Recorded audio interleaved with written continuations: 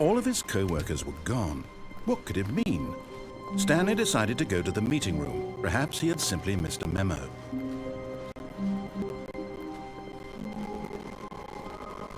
When Stanley came to a set of two open doors, he entered the door on his left.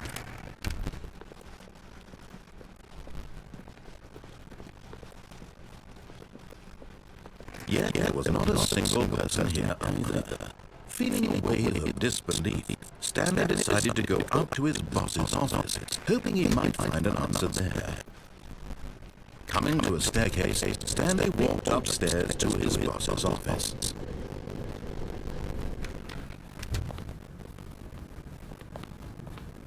Stepping in,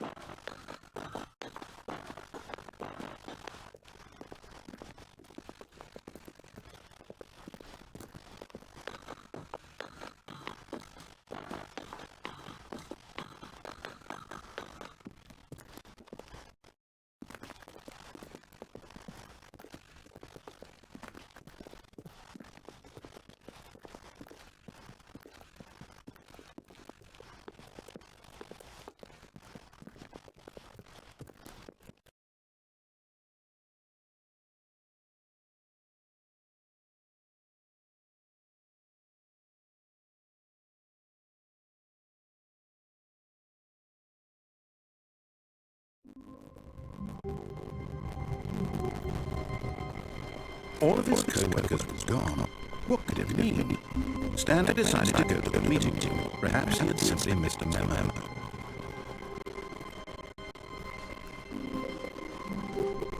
When Stanley came to a set of two open doors, he entered the door on his left.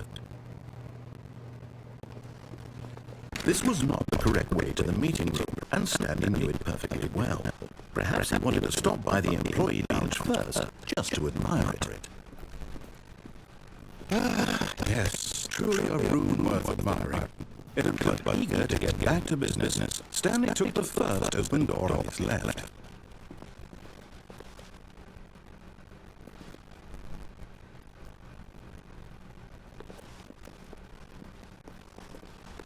Stanley was so bad at following directions, it's incredible it wasn't 5 years ago.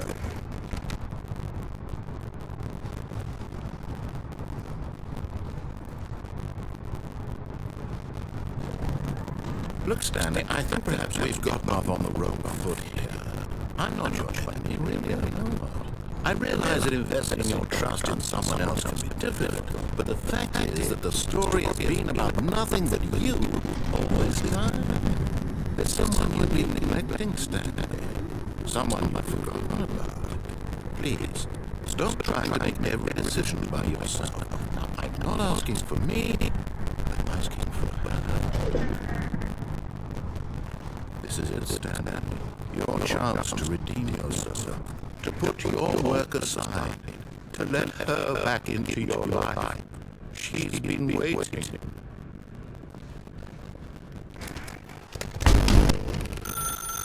That's her, Stanley. You need to be the one to do this, to reach out to her. If you could truly place your... No, you can't. Did you just unplug the phone? No, that wasn't supposed to be a choice. How did you do that? You actually chose incorrectly. I didn't even know that was possible. Let me double check. No, it's definitely here, clear as day. Stanley picks up the phone. He's taken to his apartment where he finds his wife, and the two pledge themselves to one another. Music comes in, fade to white, roll credits. Not picking up the phone is actually somehow an incorrect course of action. How is that even possible? None of these decisions were supposed to mean anything. I don't understand. How on earth are you making meaningful choices? What did you... Wait a second. Did I just see... No, that's not possible. I can't believe it. How had I not noticed it sooner? You're not Stanley. You're a real person. I can't believe I was so mistaken. This is why you've been able to make correct and incorrect choices. And to think I've been letting you run around in this game for so long. If you'd made any more wrong choices, you might have negated it entirely. It's as though you completely ignored even the most basic safety protocol for real-world decision-making. Or did you not grasp the severity of the situation? Well, I won't have that kind of risk on my watch. I'm going to stop the game for a moment so we can educate you properly on safe decision-making in the real world. Please observe this helpful instructional video. Choice. It's the best part of being a real person. But if used incorrectly, it can also be the most dangerous. For example, in this scenario, a hypothetical real person named Stephen has a choice. He could spend years helping improve the quality of life for citizens of impoverished third world nations. Or he could systematically set fire to every orphan living in a 30-kilometer radius of his house. Which choice would you make? Remember that unlike here, the real world makes sense, and at no time should you make a choice that does not conform to rational logic. If you find yourself speaking with a person who does not make sense, in all likelihood, that person is not real. Allow the person to finish their thought, then provide an excuse why you cannot continue talking. Turn to a partner and practice saying, "My goodness, is it 4:30? I'm supposed to be having a back, sack, and crack."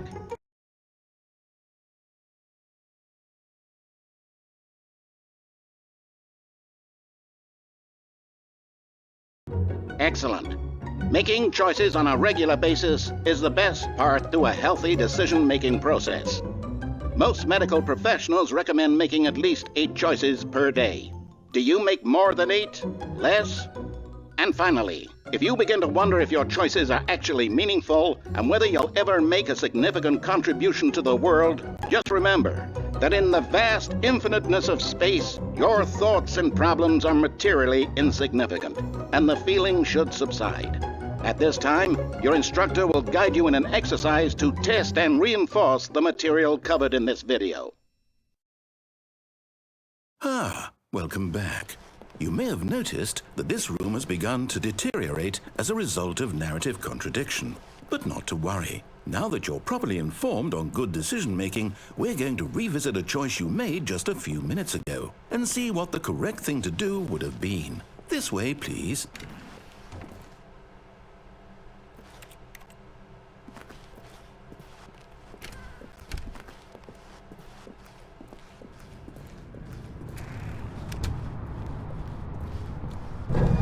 Now that we know your choices are meaningful, we can't have you jumping off the platform and dying.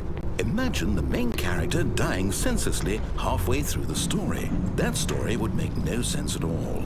We just need to get you home as soon as possible before the narrative contradiction gets any worse. Unfortunately, it seems this place is not well equipped to deal with reality.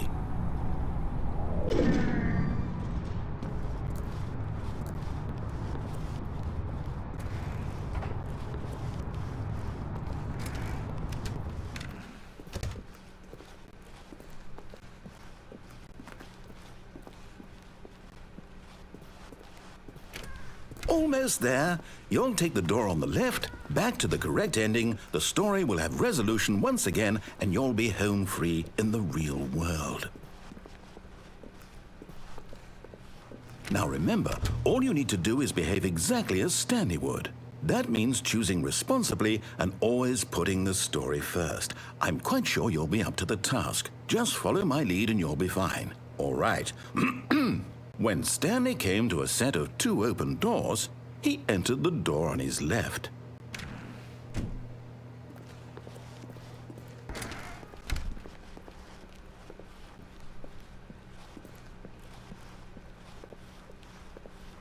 Yet there was not a single person here either. Feeling a wave of disbelief, Stanley decided to go up to his boss's office, hoping he might find an answer there. Coming to a staircase, Stanley walked upstairs to his boss's office.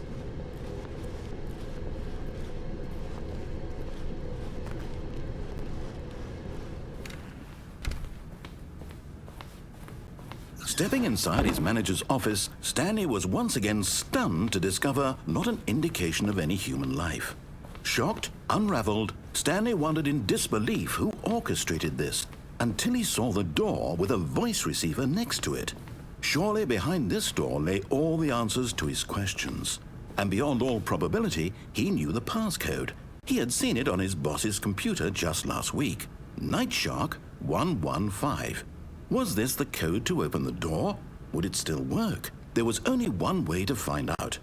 Stanley had been trained never to speak up, but now he would draw from within himself the courage to face the unknown. He drew a sharp breath and then spoke the code.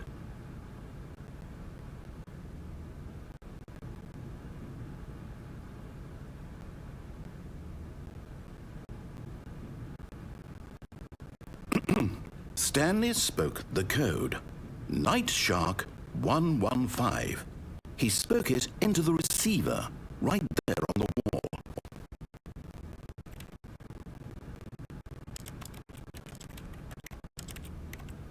I'm sorry, is there a problem? You didn't mishear me, did you? Please speak the code into the receiver. Otherwise we can't get on with the story. This is a crucial step.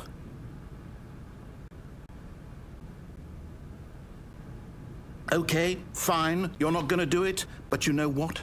It's pretty humiliating to bring you this far, only for you to suddenly decide you have better things to do. I asked you for this one single thing, for your respect. The kind of respect Stanley shows for his choices. He knows what it means to take a story seriously. If you didn't want to see what I had to show you, then why did you come here? You had a choice, you know. You could have gone through the door on the right. You could have done whatever the hell you wanted over there. Why did you come this way? Speak. Say something to me. Explain yourself, you coward.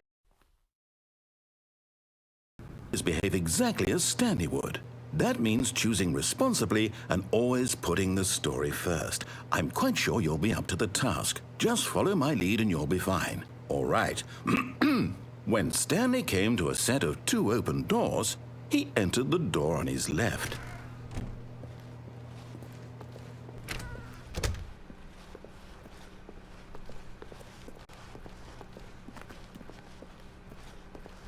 Yet there was not a single person here either. Feeling a wave of disbelief, behave exactly as Stanley would. That means choosing responsibly and always putting the story first. I'm quite sure you'll be up to the task. Just follow my lead and you'll be fine. All right. When Stanley came to a set of 2 open doors, he entered the door on his left.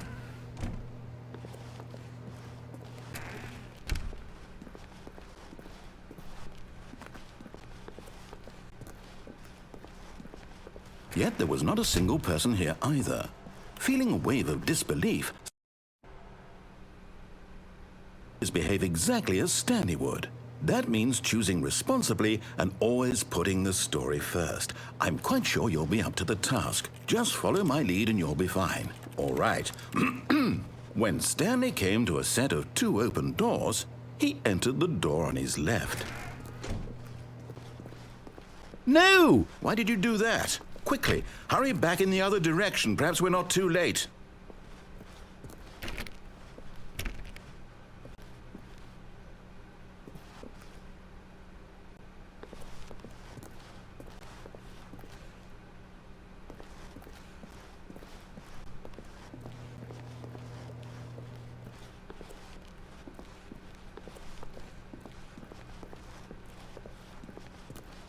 Oh, it's ruined. I can't believe, after everything we talked about, that my story, you've destroyed my work. Why? For what? What did you get out of that? What did you think was so special about seeing the game undone, left here like so much garbage? It's worthless now. And what am I supposed to do? Even if there were a way to continue, would it be worth it? To know that my story is now incorrect? How can I go back to that? I can't erase that knowledge. I'll have to live with it forever, reliving its impossibility forever. I couldn't live that way. Is it better to shut the game down entirely? To willingly destroy all of my work? I don't know. What's the answer? What do I do? What do I do? What do I... No, I have to. I have to shut the game down. I have to. I have to.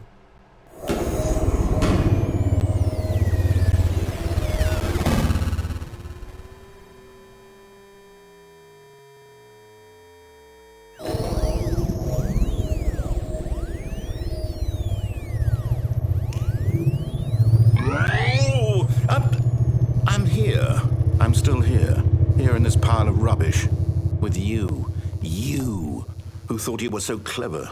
Now look where we are. My entire game is destroyed. It was the only thing in the world that was mine, and you've run it into the ground. What, did you think that would be funny? You just had to see? Didn't I impress upon you how important it was to be like Stanley? He actually knows how to do what I tell him to. He understands that if I say to do something, there's a damn good reason for it. That thought hadn't even occurred to you, had it? That there's a world outside of you? You're a child. Oh, my story. If you'd just gone through the door on the left, you would have seen it. There was a whole underground facility. You would have destroyed it and been victorious. It would have been so perfect. I worked so hard on it. I tried so hard. When Stanley came to a set of 2 open doors, he entered the door on his left. Stanley? Hello? Is everything okay? Stanley, please. I need you to make a choice. I need you to walk through the door. Are you listening to me? Can you hear me? Is everything all right? Stanley, this is important. The story needs you. It needs you to make a decision. It cannot exist without you. Do you understand me? Whatever choice you make is just fine. They're both correct. You cannot be wrong here. We can work together. I'll accept whatever you do. I simply need you to take that step forward, please. Choose. Do something. Anything. This is more important than you can ever know. I need this. The story needs it. So, you hear me? Are you there? Are you listening to this? Stanley, are you there? Okay. It's okay, I can wait. You need time to decide. Time to make sure your choice is correct. That is the best choice. That's all right. I'll wait for you to decide what's the right thing to do. Take as much time as you need.